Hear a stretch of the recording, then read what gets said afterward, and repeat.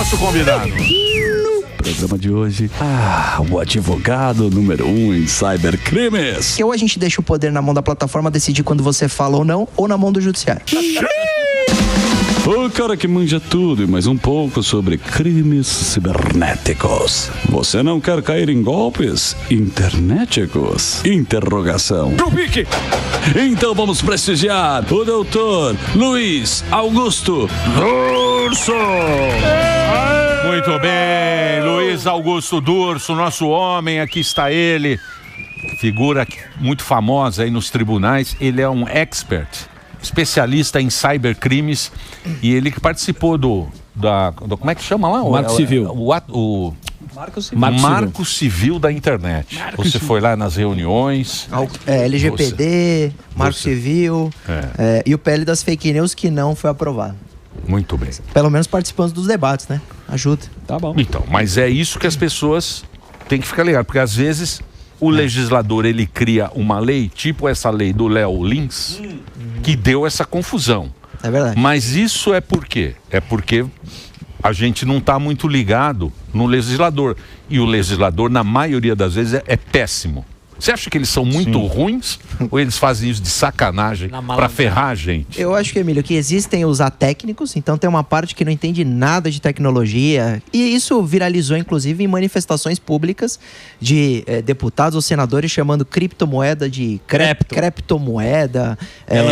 Elon Musk. Bitcoin. Até como o eles Elon falaram? Musk. Bitcoin. Tá na cara que esse indivíduo não entende do tema. Só que ele precisa legislar sobre o tema e votar. Então, eu defendo que a gente crie essas comissões especiais que já existem, mas que, de alguma forma, o legislador tenha que se aprofundar mais sobre a matéria para poder votar. Porque ele está decidindo o futuro de uma lei que poderá ser muito positiva ou muito negativa para o futuro da nação. Então, tanto a população como o legislador têm a obrigação de se engajar. Qual é a obrigação da população, além de cobrar? Na hora do voto, escolher melhor. Porque se a gente está pensando que grande parte das leis no Congresso Nacional seguirão no direito digital, a gente precisa de gente que entenda. Então tem que ser um tema como se fosse uma obrigação do indivíduo mostrar que conhece para ganhar aquele voto. Você viu a matéria, você viu o William Bonner falando mal das redes sociais? Não vi, Emílio. O William Bonner, tem uma entrevista bacana do William Bonner, eu peguei na internet. Acho que com o Bial, talvez. Não, ele estava em Cannes, parece. Então não é essa, não vi. E ele estava falando o seguinte, ele falou que o problema da rede social é que a rede social tem muita mentira. Eu vi essa entrevista. Você viu essa entrevista? Vi. Porque ele falou o seguinte, não, nós na época, no Jornal Nacional, nós éramos as pessoas que dávamos a credibilidade ou não para uma notícia. A gente dizia na época, eu acredito que anos 80, anos 90 era mais ou menos assim. E a rede social, a internet, ela foi uma revolução. E essas pessoas que até então tinham o poder com a população, perderam totalmente. Hoje o Jornal Nacional não quer dizer mais nada. Perderam o protagonismo. É um jornal igual o Band News de madrugada. Igual o jornal da Jovem Pan. Sim. É a mesma coisa. Não, mas o peso, você está falando do peso. O peso, a importância. Você acha que ele tem razão nesse aspecto? Terá que ter alguém para dizer o que é sagrado e o que é profano? Uma curadoria? Na rede? Não. Porque ele falou que é horrível o futuro do mundo. Não é horrível e é assim, quando a gente define que só a imprensa tem o direito de dar a informação e a gente presume a credibilidade, tem os lados positivos e os lados negativos. Porque a gente tem viés editorial, a gente tem o próprio jornalista tendo opiniões pessoais e políticas e ele acaba transferindo aquilo para a notícia. Então hoje, por exemplo, aquele que quer consumir o conteúdo profissional de jornalismo, ele precisa ser plural. Ele precisa ouvir todos os lados para chegar na conclusão do que aquela notícia de fato é. Eu acho que isso é importante. A gente vê agora na guerra, né? A gente vê ambos os lados, vários lados, a depender da emissora que está dando notícia. Então é importante o indivíduo que quer se atualizar ter várias frentes de informação. E aí a gente tem uma frente paralela, que é a internet, que é imutável, não tem como a gente voltar atrás, e ela é muito democrática. Então, com certeza, isso é bom. Não é que o futuro será péssimo porque a internet deixa todo mundo dar notícia e falar. Não acho. Eu acho que a internet veio para mudar esse cenário e democratizar a informação. Isso é ótimo. É Perfeito. Só que do mesmo jeito que naquele cenário antigo, que só a imprensa falava, e hoje nós temos todo mundo falando, a gente tem lados positivos e negativos. E o que a gente traz em alguns pontos é combater os lados negativos para a gente enfrentar esse futuro que tanto a imprensa como a internet vai falar e dar informação. E aí tem formas. Né? Essas são as possíveis questões. Porque hoje, como que está?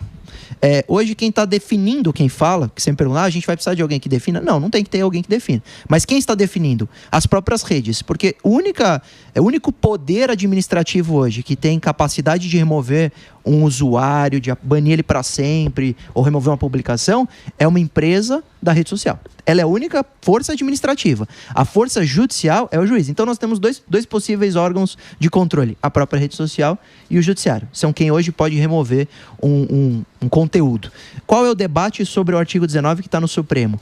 É se essa rede social, quando define se quer remover, se pode, se ela tem essa autonomia, e se quando define que se ela não quer remover, mesmo sendo provocada, se tem que esperar uma decisão judicial, que seria esse órgão final da avaliação do conteúdo. É exatamente sobre isso. Eu cantei a bola aqui, Emílio. Falei que o Supremo ia formar a maioria, formou. O que isso significa? Então, o que isso vai mudar para o afegão médio? Legal. Isso, na prática. Nós.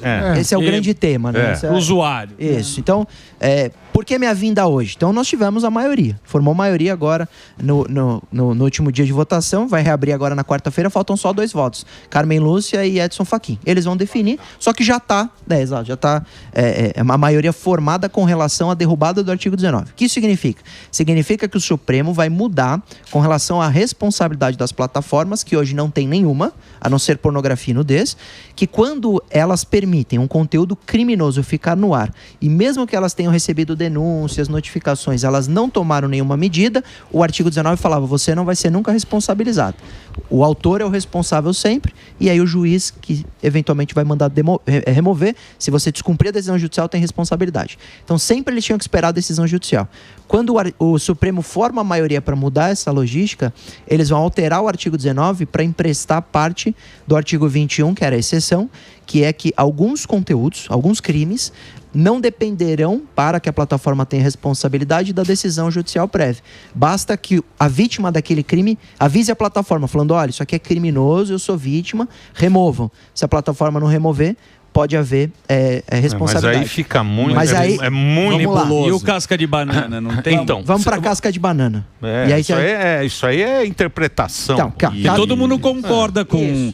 Né, pornografia, e esse declaradamente é crime, ponto. Agora, quais são os crimes que podem ficar, né? Vamos falar das possíveis cascas de banana com muita transparência para a audiência. No modelo plano ideal, seria muito bom para, se a gente falar crimes manifestamente ilícitos e gravíssimos, é claro que a plataforma tem que remover. Se não remover, tudo bem, ela tem responsabilidade. Terrorismo, racismo e outros crimes que a gente sabe que são manifestamente ilegais. Induzimento ao suicídio. Isso é inegável, não tem debate. Tá bom. Qual é a possível casca de banana? Quem vai definir agora, nesse julgamento, esse rol de crimes são os próprios ministros do Supremo. Se eles se aterem ao julgamento e colocarem como regra esses crimes mais graves, eu acho que isso vai ser satisfatório até o Congresso avaliar, porque ele vai poder, eventualmente, um PL, um projeto de lei, revogar aquilo que o Supremo colocou como nova regra geral. E aí nós temos mas o Congresso sempre piora. É por isso que os caras fazem isso, porque os caras não fazem nada lá. Possível casca de banana. 2 votos que trouxeram temas subjetivos. Ministro Toffoli e o ministro Fux falaram já de fake news. Um outro ministro falou de crimes contra a honra, que é difamação, injúria e calúnia, que são temas muito subjetivos. O que é fake news para você não necessariamente é para terceiro. E para a plataforma, e por que aí vem a história da plataforma falar, então eu vou apagar mais conteúdo porque eu vou ficar com medo das multas. Exato. Porque se eles forem punidos por fake news, eles vão definir também previamente o que é fake news e sair apagando para não tomar indenizações. Então, tomara, para que não tenha casca de banana, que o Supremo coloque no novo rol crimes manifestamente ilícitos. Lembrando que nós temos dos 7, 3 votos que falaram de conteúdos subjetivos, e isso me incomoda profundamente. Então ainda nós não sabemos a resposta, porque o Supremo vai julgar novamente a regra. Ele derrubou o artigo, agora a nova regra eles vão julgar. Você viu a lei eleitoral? Presta atenção, gente. Eles estão votando agora a lei eleitoral, é o seguinte: se porventura você, meu querido, entrar na internet ali na época da eleição Pois não. e colocar em dúvida alguma coisa da eleição, 7 anos de cana. Mentira! Mas Vai ser votado. tá errado, não pode passar. Então, mas não adianta a gente falar aqui, porque a gente fala aqui, mas Não pode questionar nada. Tem os que caras ficar vão lá, quietinho. voto de madrugada, entra do Legal. nada, não sei o quê, é que nem o Léo Lins. Mas- Aí o cara então, mas aí- veio aqui, ficou chorando, ficamos chorando aqui, não sei o quê. Agora fica todo mundo debatendo, agora a Inês é morta, também. já foi. Mas por isso que o debate é importante. Já enrabou, e a como gente diz tem... lá em São Manuel.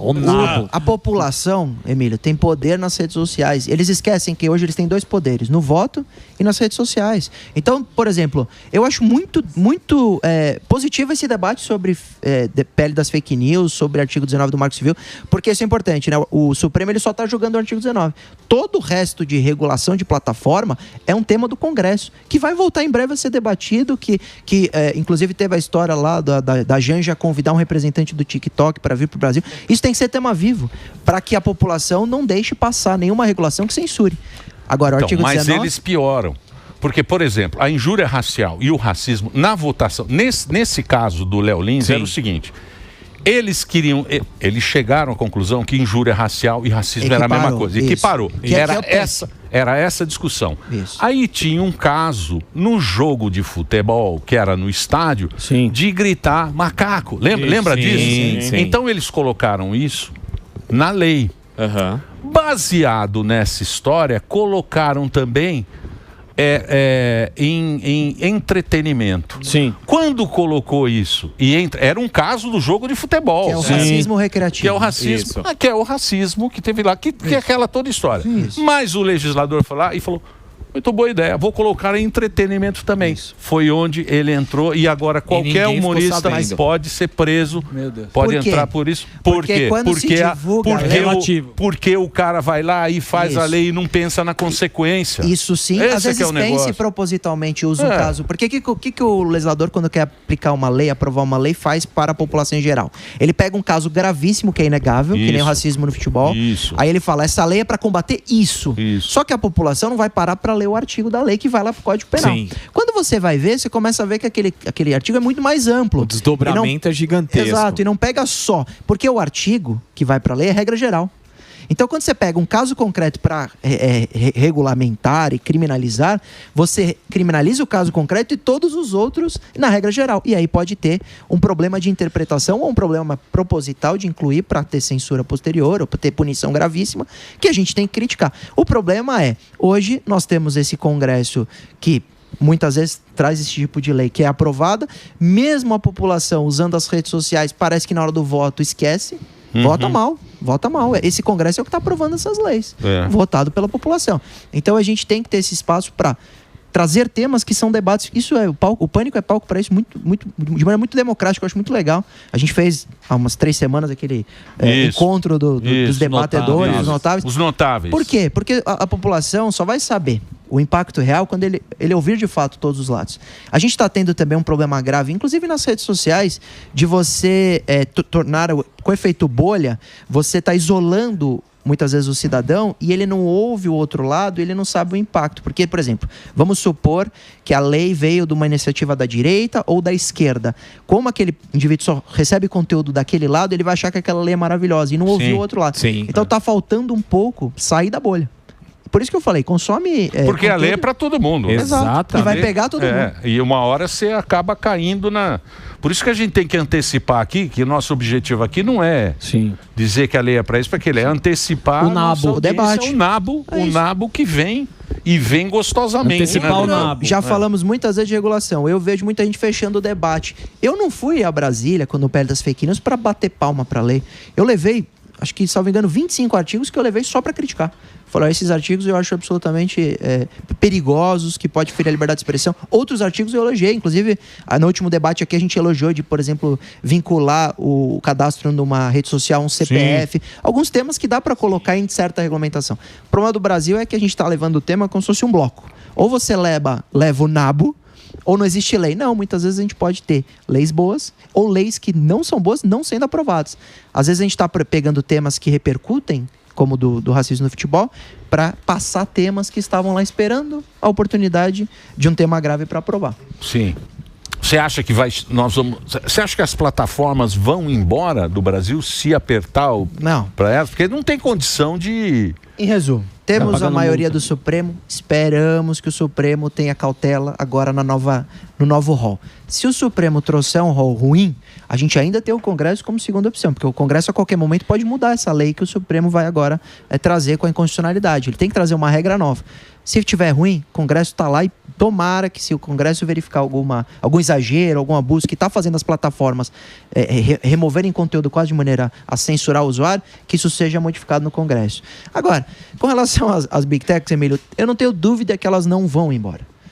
O mercado brasileiro é maravilhoso com relação ao ponto de vista de coleta de dados, o usuário super utiliza as redes sociais, a gente tem um gasto muito grande com impulsionamento, né? O pagamento por marketing digital. Elas não vão embora, só que elas estão fazendo o papel delas, e eu acho válido, eu acho importante, elas estão dando um contraponto de opinião para que a gente chegue, se chegar em algum tipo de regulação, no mais adequado ou mais sensato. Então nós vamos fazer o seguinte, pelo bem geral da nação. Opa! Assim que for votado, você volta aqui no programa e aí você vai falar o seguinte. Não, pra gente antecipar isso.